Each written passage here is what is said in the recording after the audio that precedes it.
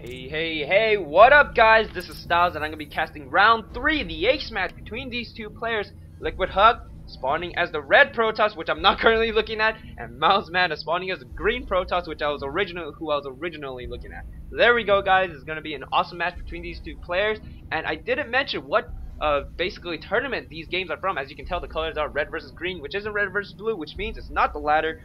These games are going to be from Assembly Summer 2011. It's basically a I'm just gonna be reading directly from Wikipedia. Is on a major European LAN event which is held on August 4th and 5th in Helsinki, Finland. Please excuse me for my terrible butchering of that name, but it is going to be from Finland, and it's going to be taking place in Finland. It's going to be a major European LAN event basically. And yeah, they do have Assembly Winter as well, so it's one of those seasonal things, Assembly Winter and Assembly Summer. So these are going to be from summer, and like I said, the tournament was held on August 4th and 5th, at least the 2011 one. So yeah, this is pretty recent. I wouldn't say too recent itself. I think I'm casting this, let me check what date it is. I think I'm casting this on the 9th. So yeah, it's going to be a little bit after.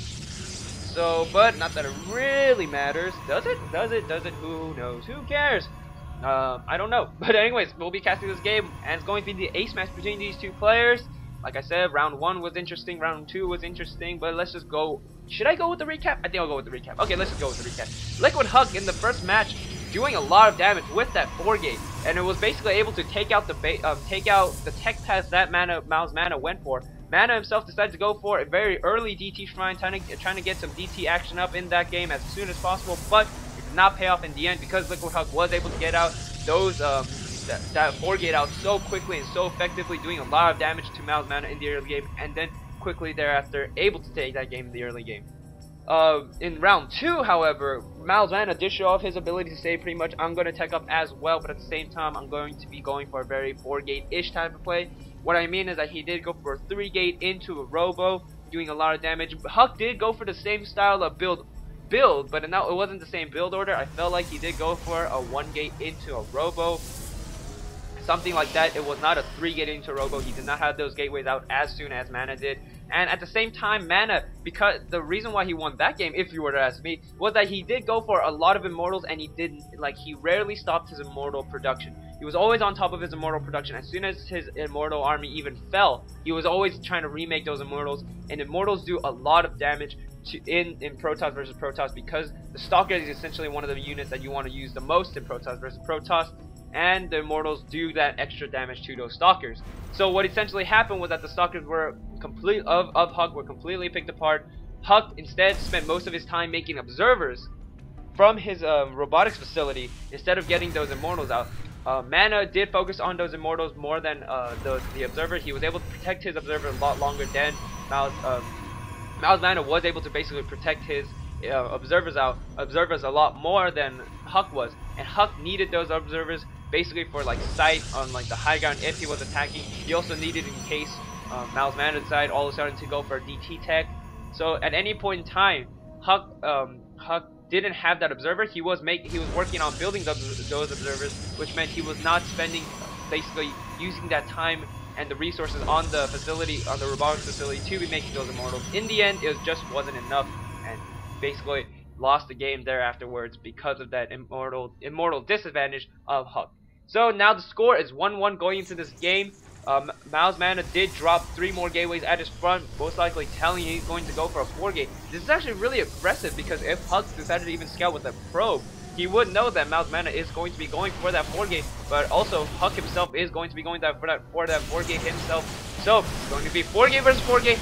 Huck doing a really good job by breaking down these rocks. He does not want to have his army force fielded and have, once again, really good aggressive pylons by Huck. If he's able, I'm pretty sure he's able to warp in on the high ground if he gets sight. So if he's able to warp in on the high ground, that'll also do a lot of damage to Mana. And the fact that he'll be able to get a good flank and a good surround, these two players are going to start going at it right now in the front base of Mana. Mana does have that defender's advantage, and looks like he will have that Stalker advantage as well. MouzMana will have 7 Stalkers, Huck will only have 5. And Huck needs to, but Huck does have that Zealot advantage. Good force field is going to be able to trap 1 Stalker.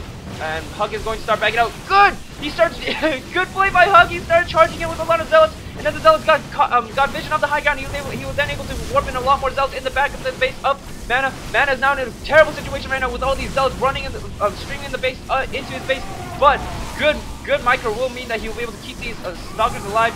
And now these Zealots are going to start working on these pylons. One gateway is going to be unpowered for Mouse Mana. If he loses this second pylon, it's going to be huge damage to Mana. Mana won't be able to warp in anything, but it looks like Mana will have the army advantage and will be able to push away the army of Hug. Hug's going to have to back out from this no matter what.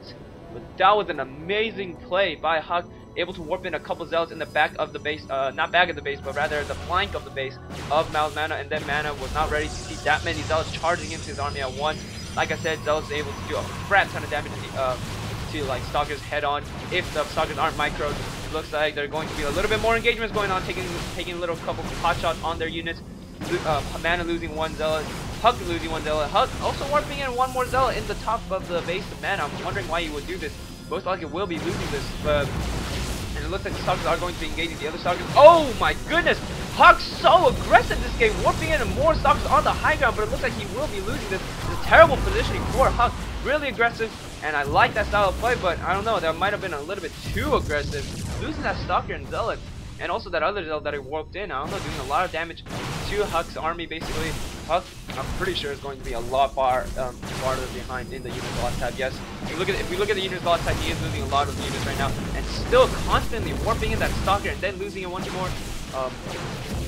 Yeah, I mean, it's just Mouse Mana is able to now just kite these out, and I don't know. I don't feel like Huck's doing enough damage with this Wargate. I feel like it'd be better if he just backed off right now, started working on working on an expansion or something right now, because this Wargate is not helping. He did try to grab that assimilator, but it looks like he's going to cancel it outright. He looks like he's not going to be focusing on any sort of assimilator play. Like I love it. It looks like Huck is going for that very Zealot heavy army, which, like I said, I do love seeing because it does do a lot of damage. And oh, this is cute. This is cute. Putting that pylon right there, so putting that probe right there, so he gets basically vision of this, and then he was able to quickly snap that off instead of having to go around or anything like that. That was pretty funny. But anyways, looks like Mouse Mana is going to start pushing out right now. This is the problem in Protoss versus Protoss.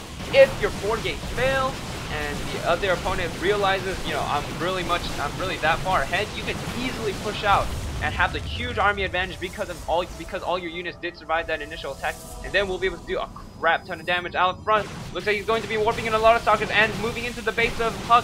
Hug does have that army disadvantage right now, 41 to 50 supply, but Hug does have that Hug has that Zealot advantage. I call it a Zealot advantage, but because, you know, it essentially is an advantage, but Hug has a huge Stalker disadvantage. If he's able to get a good surround with these Zealots will be able to do a crap ton of damage to these Stalkers. And these Stalkers are completely caught out of position because of that force field. Now these Stalkers are, but then now they were able to finally break away from the Zealots. Now they are able to pick away at the Zealots. Now looks like Mana will be able to take that huge advantage. Look at that aggressive pylon placement by Mana. Mana able to basically put that that pylon in the base of Hug. Hug has to basically run around his base right now, basically to stay alive. And looks like he's going to be pulling off a lot of probes in this engagement. If he's able to get a good surround with these probes, he'll be able to do a lot of damage. But looks like there's going to be too many Zealots out for Mouse Mana. Mana able to take away so many, like basically destroy all the army of Hug with these Zealots. These Zealots doing a lot of damage once again. And looks like Hug will be also warping in a couple Zealots of his own. Probes trying to get up in the fight against these Zealots as well, but the probes are just going to melt away to these Zealots.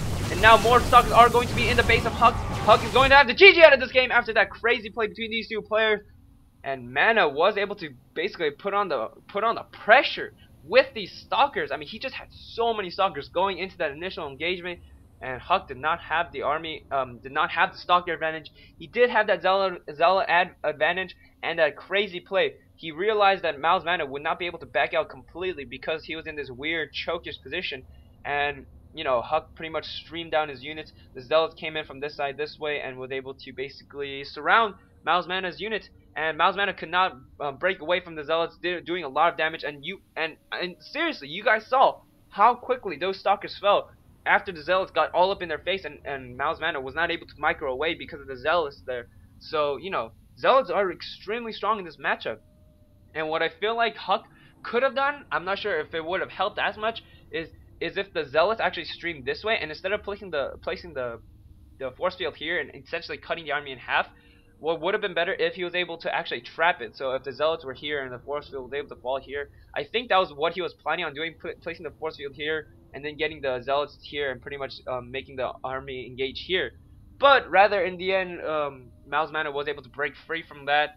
Uh, but still, like eventually, those Zealots did a lot of damage to Mao's Mana's units, and those Stalkers quickly fell. I mean, look at he did have that huge Stalker advantage, but if we look now, he only has 5 Stalkers. Yes, Huck only has 1 Stalker left over, but I'm just saying, like, if you think about it, if you think about how many Stalkers Mao's Mana did march into the base with, and like how often people say, oh, it's important to have that Stalker advantage, you would think that Mao's Mana would have escaped with like a lot more Stalkers, with at least 7, you know, a lot more. But in the end, those Zealots of Huck did do a crap ton of damage to these Stalkers in the early game, and you know, it didn't pay off in the end, but it did still do a lot of damage. So great game by these two players. Looks like Mana will be taking the series 2-1 from Huck. Like I said, these games are going to be from Summer Assembly 2011. It was a just a great LAN tournament between these basically in Europe. It's really cool, and I'm really glad that they started releasing the replay packs as early as they did. NASL took forever. I'm not bashing on them or anything. I'm just saying NASL took forever. MLG was a little bit sooner, but I think these replays were released like pretty much 2 or 3 days after the tournament was over. So I'm really glad that they did it. Basically, put out more content for me to start casting. I love that they did that. So, anyways, good game by these two players, and yeah. I hope to be casting a little bit more Protoss games in the future because, like I said, I love Protoss. I do roll Protoss as my main. I've been going back and forth between Protoss and Zerg, but I just feel like Protoss is a bit better suited for my type of personality. So, it's good to play off your personality. So, yeah, great game by these two players, and yeah, we'll be hoping to cast a lot more soon. Peace.